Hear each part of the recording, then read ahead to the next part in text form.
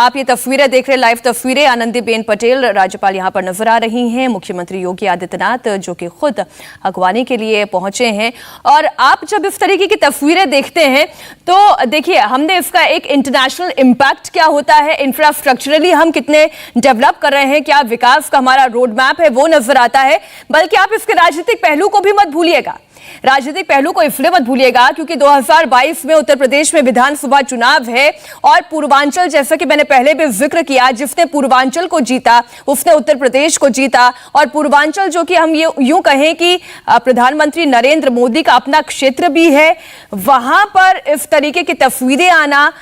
यहां पर पूर्वांचल के लोगों को यह एक्सप्रेसवे की सौगात देना एक दूरगामी परिणाम, और अगर हम ये कहें कि फेवरेबल बीजेपी के लिए हो सकता है। मनीष, आप एक बार फिर तस्वीरें भी बताएं और साथ ही ये भी बताएं कि मंच तक पहुंचने में प्रधानमंत्री को कितना समय लगेगा और मंच यहां से कितनी दूर पर तैयार किया गया है, क्या क्या वहां पर इंतजाम किए गए हैं? मीनाक्षी, जहां पर हम हैं यहां से महज 20 से 30 मीटर की दूरी पर मंच है और वहां पर प्रधानमंत्री होंगे। और ठीक हमारे बीच एक एयर स्ट्रिप है जो कि पूरी तरीके से तैयार है। जिस आप पॉलिटिकल सेटअप की बात कर रहे थे, आप कह रहे थे इसका संकेत क्या होगा और ये आने वाले चुनाव में इसका क्या असर होगा, तस्वीरें दिखाते हुए मैं विशाल से भी आपसे ये पूछूंगा। और आप एक बार सामने तस्वीरें देखें तो वहां पर मंच पूरी तरीके से तैयार है, जहां पर एयरफोर्स के जो ऑफिशियल्स हैं वो इस बात का इंतजार कर रहे हैं कि जल्द से जल्द जो प्रधानमंत्री यहां पर पहुंचे और फिर उसके बाद जो पूरा भारतीय वायुसेना की एयर कॉम्पैक्ट ऑपरेशन कैपेबिलिटी है वो दिखे। इसका पॉलिटिकल जो एक तरीके से देखा जा रहा है कि आने वाले समय में चुनाव है, इसका क्या असर उस पर देखने को मिलेगा? देखिए, इससे बिल्कुल इनकार नहीं किया सकता है मनीष कि आने वाले चुनाव में पूर्वांचल एक्सप्रेसवे का निश्चित तौर पर न सिर्फ उत्तर प्रदेश के लोगों को फायदा मिलेगा बल्कि भारतीय जनता पार्टी की भी ये कोशिश होगी कि जिस तरीके से पूर्वांचल एक्सप्रेसवे को बनाया गया है कि उत्तर प्रदेश में आर्थिक अर्थव्यवस्था को बेहतर किया जा सके, उन सभी जिलों को, उन सभी राज्यों से जोड़ा जा सके जो दरअसल नेबरिंग स्टेट्स कहे जाते हैं। पूर्वांचल के इस इलाके में जिसमें दरअसल ये पूर्वांचल एक्सप्रेसवे होकर गुजर रहा है, जिसमें लखनऊ से शुरुआत होती है और बाराबंकी, अमेठी, अंबेडकर नगर, मऊ, गाजीपुर, अंबेडकर नगर और गाजीपुर तक पहुंचता है, तो निश्चित तौर पर कहा जा सकता है कि जो बिहार का बॉर्डर रह जाता है, जहां पे पूर्वांचल एक्सप्रेसवे मनीष खत्म हो रहा है, वहां से 18 किलोमीटर पड़ता है बक्सर का इलाका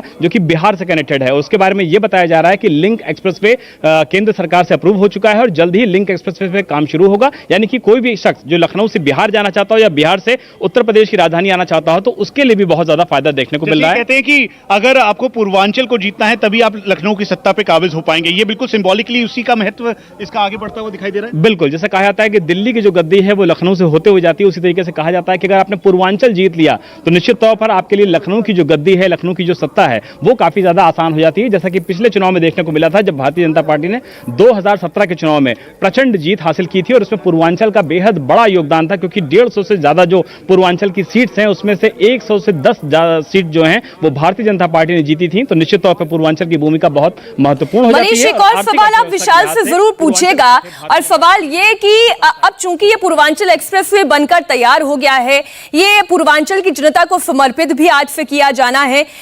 अब समाजवादी पार्टी ये कहती है कि ये तो हमारा काम है, ये वो बीजेपी है जो बोल्डर लगाकर लोगों को रोकना चाहती है। वो हालांकि अपनी ही पार्टी के कार्यकर्ताओं की तरफ इशारा कर रहे थे, लेकिन बीजेपी समाजवादी पार्टी के कामों का क्रेडिट लेने की कोशिश कर रही है। तो सच क्या है और झूठ क्या है, जरा विशाल ये जानकारी दे दर्शकों को। 14 जुलाई 2018 को प्रधानमंत्री नरेंद्र मोदी ने शिलान्यास किया, लेकिन विशाल, अखिलेश यादव ये कह रहे हैं कि काम उन्होंने किया और शिलान्यास कोई और कर रहा है। जो समाजवादी पार्टी का रोड मैप था, जो प्रगति था और साथ में ये पूर्वांचल एक्सप्रेस है, दरअसल उसी का फीता आज काटा जा रहा है। देखिए, निश्चित तौर पर समाजवादी पार्टी के जो मुखिया हैं अखिलेश यादव का, जो उन्होंने लखनऊ में प्रेस कॉन्फ्रेंस की तो उन्होंने जिक्र किया कि समाजवादी पार्टी ने ही इसका काम शुरू कर दिया था। लेकिन सच ये है मनीष कि शिलान्यास की अगर बात किया जाए तो 2018 में शिलान्यास भी भारतीय जनता पार्टी की सरकार द्वारा किया था, प्रधानमंत्री नरेंद्र मोदी द्वारा किया गया था और अब इसका उद्घाटन करने के लिए खुद प्रधानमंत्री नरेंद्र मोदी यहाँ पर पहुंचे हुए हैं। तो टेक्निकली ये कहना कि ये समाजवादी पूर्वांचल एक्सप्रेसवे है या समाजवादी पार्टी ने इसका निर्माण कराया, ये टेक्निकली बिल्कुल सही नहीं होगा क्योंकि जमीन अधिग्रहण की शुरुआत तो निश्चित तौर पर समाजवादी पार्टी की सरकार ने जरूर की थी, लेकिन इसकी शुरुआत यानी कि इसकी शिलान्यास विकास। और आज जब ये एक्सप्रेसवे बनकर तैयार हो गया है, जब हम आप और उत्तर प्रदेश के तमाम लोग इससे होकर के गुजर रहे हैं और 9 जिलों में जो विकास की रफ्तार उसको बढ़ते हुए देख रहे हैं, तो निश्चित तौर पर कहा जा सकता है कि एक सवाल मेरा है विशाल के लिए, जरा आप पूछिए उनसे। लेकिन सियासत है और एक्सप्रेसवे को लेकर सियासत हो रही है, ये वाकई में आश्चर्य की बात है। हाँ मनीष, एक सवाल ये भी पूछिए कि जो आज की जो हम तस्वीरें दिखा रहे हैं, जहां पर प्रधानमंत्री मोदी पूर्वांचल एक्सप्रेस में जब C31 जैसे निकल के उतरते हैं और ये जो एक्सप्रेस वे है वो उत्तर प्रदेश के लोगों को दे रहे हैं, ऐसे में जो वहां के लोकल लोग हैं उनका क्या रिएक्शन होगा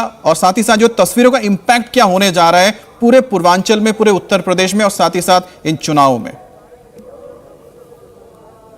अमित, एक और बात, कल यही सवाल मैंने योगी आदित्यनाथ जो यहाँ के मुख्यमंत्री हैं उनसे पूछा था कि ये डबल इंजन की सरकार की जो बात कर रहे हैं, दरअसल ये रोड मैप है और ये पूर्वांचल एक्सप्रेसवे कैसे यहाँ के लोगों को फायदा पहुंचाएगा। उन्होंने कहा इंडस्ट्रियल कॉरिडोर, डिफेंस कॉरिडोर, उसके अलावा जो इंडस्ट्रीज हैं, हॉस्पिटल्स हैं, वो सभी यहाँ पर होगा और यही वजह है कि अब ये प्रगति की राह पर होगा। आपको कैसा लग रहा है कि ये आगे कैसे होगा? और एक बार फिर से अमित, इससे पहले कि मैं विशाल से सवाल पूछूं, आपको यह भी बता दूं कि अब प्रधानमंत्री का जो काफिला है वो एयर स्ट्रिप की तरफ आगे बढ़ रहा है और जहां पर इस समय प्रधानमंत्री नरेंद्र मोदी पहुंचने वाले हैं, अगले 1 मिनट के अंदर यानी महज 40 से 50 सेकंड के अंदर प्रधानमंत्री यहां पर पहुंचेंगे और ठीक सामने गाड़ियों का काफिला दिखाई दे रहा है जो कि जिसमें खुद प्रधानमंत्री नरेंद्र मोदी हैं, साथ में चीफ ऑफ एयर स्टाफ मौजूद हैं और ये वो तस्वीर है जिसका सभी इंतजार कर रहे थे, क्योंकि पूर्वांचल एक्सप्रेसवे जो कि उत्तर प्रदेश की प्रगति का रोड मैप बताया जा रहा है, 341 किलोमीटर का ये पूरा का पूरा हाईवे जो कि एक गेम चेंजर के तौर पर उत्तर प्रदेश के लोगों के लिए है। 10 घंटे का सफर 9 डिस्ट्रिक्ट से होते हुए लखनऊ से लेकर गोरखपुर तक का ये जो पूरा एरिया है, गाजीपुर तक का जो पूरा एरिया है, वो जहां 10 घंटे लगते थे अब महज 3 से 3.5 घंटे में 100 किलोमीटर प्रति घंटे की रफ्तार से मनीष, अगर आप दिल्ली से इसकी दूरी नापिएगा ना, तो दिल्ली से निकलकर गाजीपुर तक जाने में केवल 10 घंटे का वक्त लगेगा, यानी समय की कितनी बचत होगी। ये तस्वीरें आप देख रहे हैं, लखनऊ, बाराबंकी, अमेठी, अयोध्या, सुल्तानपुर, अंबेडकर नगर, आजमगढ़, मऊ से होते हुए गाजीपुर तक इसकी जो रफ्तार है वो आप देखिए फर्राटा भरेगी। 3 तस्वीरें आप देख रहे हैं, जहां रैली होने वाली है उस रैली स्थल की भी तस्वीरें आप देख रहे हैं। समाजवादी पार्टी ये कह रही है कि अब जो ये उन्होंने तैयार किया, अब बीजेपी खुद कुछ काम नहीं कर पाई, इसीलिए वो इस काम को बार बार भुनाने की कोशिश कर रही है। सारा आधार समाजवादी पार्टी की सरकार ने तैयार किया, लेकिन अब बीजेपी उस पर रिबन काट रही है। देखिए, ये कोई मनीष पहला मामला नहीं है जब समाजवादी पार्टी के मुखिया अखिलेश यादव ने समाजवादी पार्टी की तरफ से भारतीय जनता पार्टी की सरकार पर यह आरोप लगाया है कि आप हमारे ही कामों को अपना बताने की कोशिश कर रहे हैं। उन्होंने हमेशा ये कहा कि लखनऊ में जो मेट्रो चल रही थी वो मेट्रो आगे नहीं बढ़ पाई है। उन्होंने ये भी कहा कि पूर्वांचल एक्सप्रेसवे का जो शिलान्यास का कार्यक्रम था वो तो आपने कर लिया था, लेकिन उसके जो जमीन अधिग्रहण का काम था वो समाजवादी पार्टी ने किया था। तो शिलान्यास को लेकर के देखा जाए, उद्घाटन को लेकर के देखा है, फीता काटने को लेकर देखा जाए, तो समाजवादी पार्टी की तरफ से लगातार ये सवाल भारतीय जनता पार्टी की सरकार पर उठाया जा रहा है। लेकिन एक्सप्रेस वे से उत्तर प्रदेश की उन्नति होगी मनीष, इसमें कोई दो राय नहीं है, क्योंकि यहां पर इंडस्ट्रीज हब बनाए जाएंगे, यहां पर मंडियां बनाई जाएंगी और ये कोशिश की जाएगी कि जो पूर्वांचल के छोटे हुए जिले थे, जो आर्थिक विकास में पीछे छूट गए थे, जिसमें तरक्की उतनी नहीं पहुंच पाई थी, जो वेस्टर्न उत्तर प्रदेश या फिर लखनऊ और कौन-कौन से डिस्ट्रिक्ट हैं, 9 डिस्ट्रिक्ट कौन-कौन से जो कनेक्ट होंगे, और ये जो डिफेंस कॉरिडोर की बात की या इंडस्ट्रियल कॉरिडोर की बात की, उसका इंपैक्ट क्या होगा, यहां के लोगों के ऊपर क्या पड़ेगा इसका असर? देखिए, निश्चित तौर पर अगर इंडस्ट्रीज आती हैं, लखनऊ हो गया, बाराबंकी हो गया, अयोध्या हो गया, सुल्तानपुर हो गया, अंबेडकर नगर हो गया, इसके अलावा मऊ हो गया, आजमगढ़ हो गया, गाजीपुर हो गया, मनीष, अगर यहां पर इस तरीके की कनेक्टिविटी मिलेगी, लोगों को ट्रांसपोर्ट मिलेगा, तो निश्चित तौर पर न सिर्फ लोगों को ट्रांसपोर्टेशन में फायदा मिलेगा, बल्कि यह भी कहा जा सकता है कि जो अगल बगल के गांव होंगे, अगल बगल के इलाके होंगे, उन जिलों से जहां से ये एक्सप्रेसवे को होकर गुजर रहा होगा, वहां से मंडियों को लखनऊ में पहुंचाने में मदद मिलेगी। साग सब्जियां हो गई, दूध की बड़ी इंडस्ट्रीज हो गई, अगर यहां पर लगती हैं तो 2 से ढाई घंटे में वो दूध लखनऊ पहुंच सकता है। यानी कि जो बहुत दूर से दूध आ सकता था लखनऊ और ट्रांसपोर्टेशन की वजह से ऐसे अच्छी एक्सप्रेसवे कनेक्टिविटी की वजह से नहीं पहुंच सकता था, वो पहुंचेगा। तो निश्चित तौर पर न सिर्फ इंडस्ट्रीज को फायदा होगा, लोगों को फायदा होगा, उत्तर प्रदेश के लोगों को फायदा होगा और आसपास के जो गांव हैं, आसपास के जो एडजॉइनिंग जिले हैं, उनको सीधा सीधा फायदा मिलेगा। और आखिरी बात जो बताना चाह रहा था कि जिस तरीके से सांस्कृतिक विरासत को भारतीय जनता पार्टी लगातार आगे बढ़ाने की कोशिश कर रही है, धार्मिक तौर पर बढ़ाने की कोशिश कर रही है, तो यहां के जो भी इस तरीके के धार्मिक पर्यटन स्थल हैं उनको भी अच्छा खासा एक्सपोजर मिलेगा और पर्यटन उत्तर प्रदेश में निश्चित तौर पर काफी बूम पे पहुंचेगा। अच्छा, लेकिन एक और बात बताना जरूरी है कि यहां से मनीष, अगर आप मुझे सुन पा रहे हो, 100 मीटर की दूरी पर एक पंडाल है, उस पंडाल में कैपेसिटी करीबन 2 लाख लोगों की गई है और यहां पर प्रधानमंत्री नरेंद्र मोदी संबोधन करेंगे। जब यहां पे पूरा एयर ऑपरेशनल कैपेबिलिटी देखने के बाद वो उधर जाएंगे, यानी ये भाषण सीधा आने वाले चुनाव से रिलेट करता हुआ होगा, जहां पे उत्तर प्रदेश के जो लोग हैं उनको क्या क्या आगे सौगात मिलने वाली है, क्योंकि ये नहीं भूलना चाहिए कि आने वाले टाइम पे 19 तारीख को प्रधानमंत्री फिर झांसी में होंगे।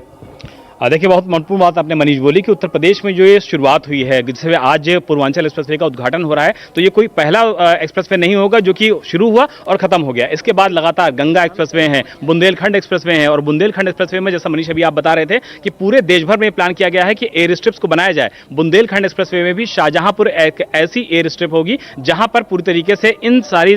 इमरजेंसी सेवाओं को ध्यान में रखते हुए वो एयर स्ट्रिप बनाई जाएगी जहां पर आप लड़ाकू विमानों को उतार सकते हैं। तो जो पूरी श्रृंखला है, दिल्ली से लेकर के गाजीपुर, दिल्ली से लेकर के बुंदेलखंड तक और बुंदेलखंड से लेकर के पूर्वांचल तक, पूरे उत्तर प्रदेश को एक्सप्रेसवे के जाल में कुछ इस तरीके से पिरोया जा रहा है कि लोगों को फायदा हो, कनेक्टिविटी बढ़े, यहां पे इंडस्ट्रीज हब बने। और सबसे महत्वपूर्ण बात यह है कि जो इलाके पिछड़ेपन के वजह से या ट्रांसपोर्ट की वजह से या कनेक्टिविटी की वजह से पीछे रह गए थे, दरअसल उनको भी मुख्यधारा में शामिल किया जाए, उत्तर प्रदेश का संपूर्ण विकास किया जाए, जिसका प्रधानमंत्री नरेंद्र मोदी हमेशा जिक्र करते हैं। मनीष, तो जैसा कि मनीष और यहाँ पर हमें विशाल लगातार बता रहे थे कि किस तरह से इसके सियासी इंपैक्ट होने जा रहे हैं और साथ ही साथ इसका इकोनॉमिकल क्या होगा, डिफेंस क्या होगा। लेकिन आपको बता दें, इस वक्त जो आप तस्वीरें देख रहे हैं, इसका सियासी क्या मायने हैं आप जान लीजिए कि ये एक प्रगति की बात है। जो लगातार विकास का जिक्र बीजेपी की सरकार या योगी की सरकार करते रही है, उसके लिए उनके लिए एक तरह से ये पोस्टर का काम करेगी, यानी कि जो उदाहरण अब जब देंगे तो बोलेंगे जमीन पर हमने ये करके दिखाया। लेकिन इसका जो सामरिक महत्व उसको समझिए कि प्रधानमंत्री मोदी का जो विजन, आपको मैं जरा बताता हूं। ये जो आप तस्वीरें इस वक्त देख रहे हैं कि एक हाईवे पर लड़ाकू विमान उतर रहे हैं, थोड़ी देर में आप सुखोई को भी देखेंगे, मिराज को भी देखेंगे। 2014 में जब प्रधानमंत्री मोदी शपथ ग्रहण करके दिल्ली में आए, प्रधानमंत्री बने, उसी दौरान उसी जून के महीने में चीन में पहली बार वहां के हेरात प्रांत में हाईवे पर फाइटर प्लेन्स की लैंडिंग और टेक ऑफ का पहला वहां पर एक्सरसाइज हुआ था। और जब यह हुआ था तब यहां पर सवाल उठे थे कि चीन किस तरह से अपनी तैयारी कर रहा है। और उसी वक्त प्रधानमंत्री मोदी ने यह तय कर लिया था कि आने वाले अपने कार्यकाल में वो भारत में इसी तरह के एयर स्ट्रिप्स की जाल बिछा देंगे। और आप देखिए कि अपने 7 सालों में आप देख सकते हैं कि भारत में 4 ऐसे एयर स्ट्रिप्स हैं जो आज तैयार हो चुके हैं। पहला आपको बता दें, पहला कहां पर तैयार हुआ है? पहला हुआ है जो ताज एक्सप्रेस पे है, नोएडा से आगरा तक जाता है। एक आगरा से लखनऊ एक्सप्रेस वे पर तैयार हो चुका है, एक बाड़मेर में तैयार हो चुका है, एक आप इस वक्त पूर्वांचल एक्सप्रेस वे देख रहे हैं, ये तैयार होते हैं। 4 तैयार हो चुके हैं। और 2014 में चीन के पास 10 ऐसे एयर स्ट्रिप्स तैयार हो चुके थे। 1989 में पहली बार चीन ने हाईवे पर अपने विमान उतार के पहली बार उन्होंने एक्सरसाइज किया था, जिसके बाद से उन्होंने अगले 2014 तक वैसे 10 तैयार कर लिए थे। भारत ने 2014 में प्रधानमंत्री मोदी के आने के बाद इसको स्ट्रैटेजी के तौर पर लिया और उसकी शुरुआत की। और आपको बता दें कि आने वाले दिनों में भारत के अंदर आप 21 इस तरह के एयर स्ट्रिप्स देखेंगे जो हाईवे पर तैयार हो चुके हैं। तो इसे कहते हैं विजन, जिसको प्रधानमंत्री मोदी ने 2014 में आने के बाद रखा और उसको अब जमीन पर उतारना शुरू कर दिया है। इंडिया टीवी हर वक्त हर जगह डाउनलोड करने के लिए सर्च करें India TV news Google play store या ऐप स्टोर पर।